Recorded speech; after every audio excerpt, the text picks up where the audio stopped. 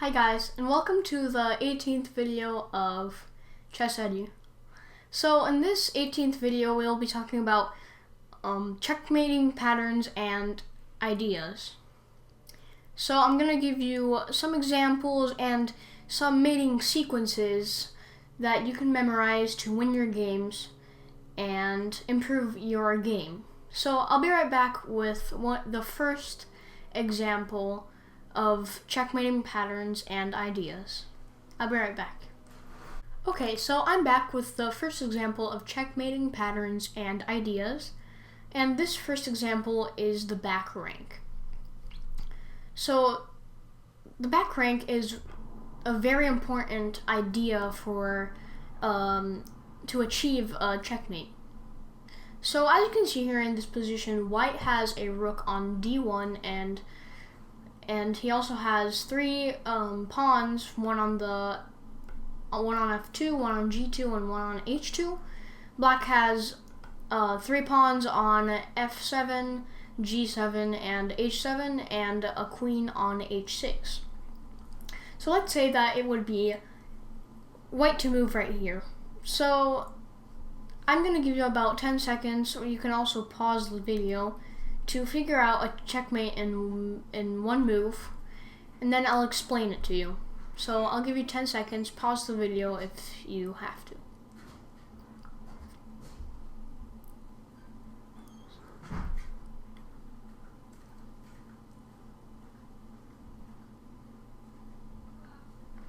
Alright, so I assume that you have tried to solve this mate in one, and saying that it's white to move right now, the correct move to mate in one right now would be rook d8. So as you can see here, the black pawns are trapping their king. So the king can't move to f7, g7, and h7 because, well, the king is blocked by those pawns. And the queen isn't there to stop the rook from checkmating the king because it doesn't have this pawn up like this to then sacrifice the queen to not get checkmated. So if the pawn on either g or f would have been forward like this, well, the king could just go to f7, not being a checkmate. And if it would have been like this to g6, pawn on g6, he would have also gone right here, king g7.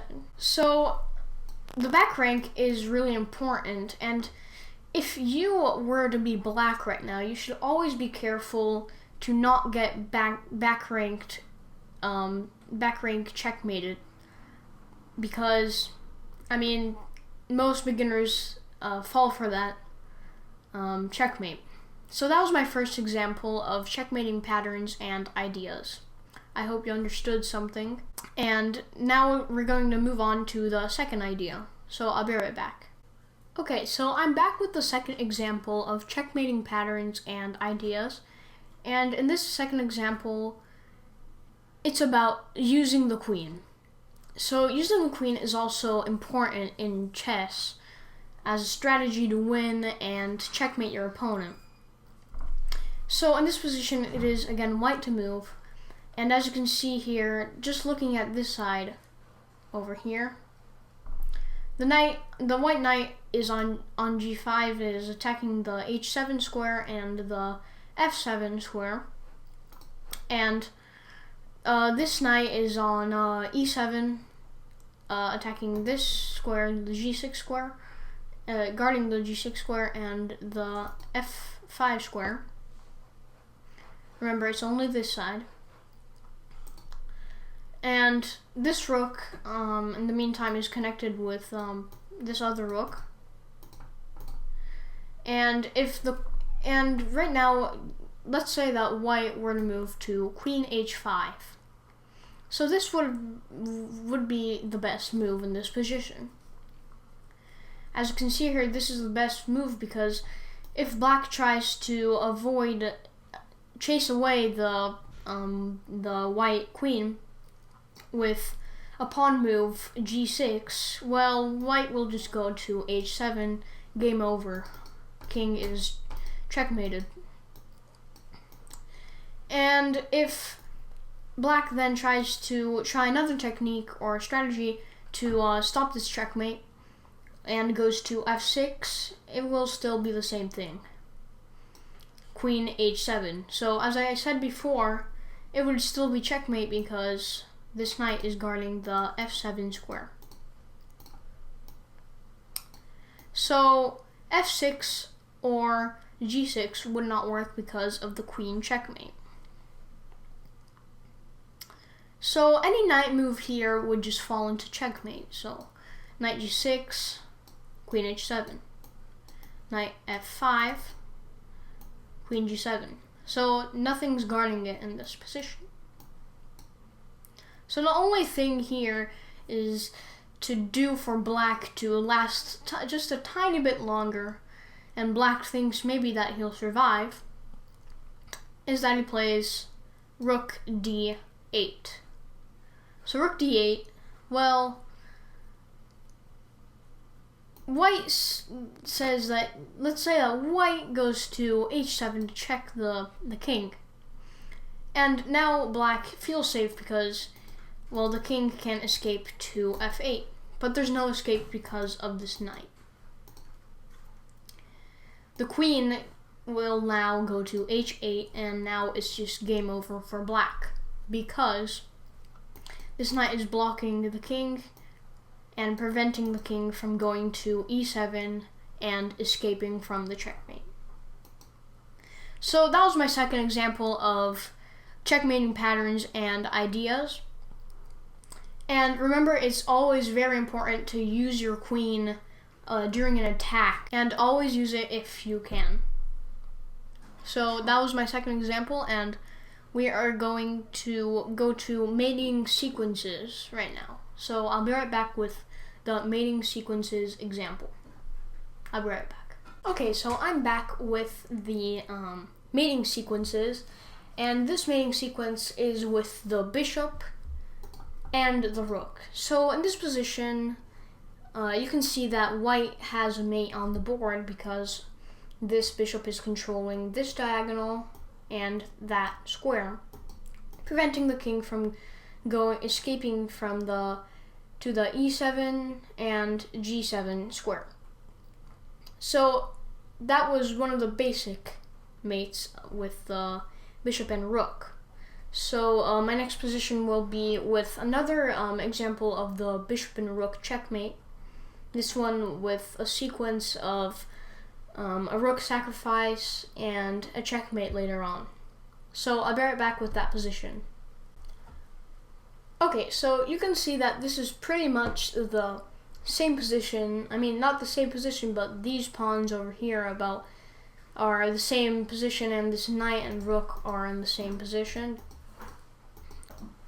And but this over here changes everything. I'm gonna give you now 15 seconds or 10 seconds. I'm gonna give you 15 seconds to give you more time because this is a 2-move checkmate. And you can pause the video if it is not enough time to solve this. So I'm gonna give you 15 seconds starting now.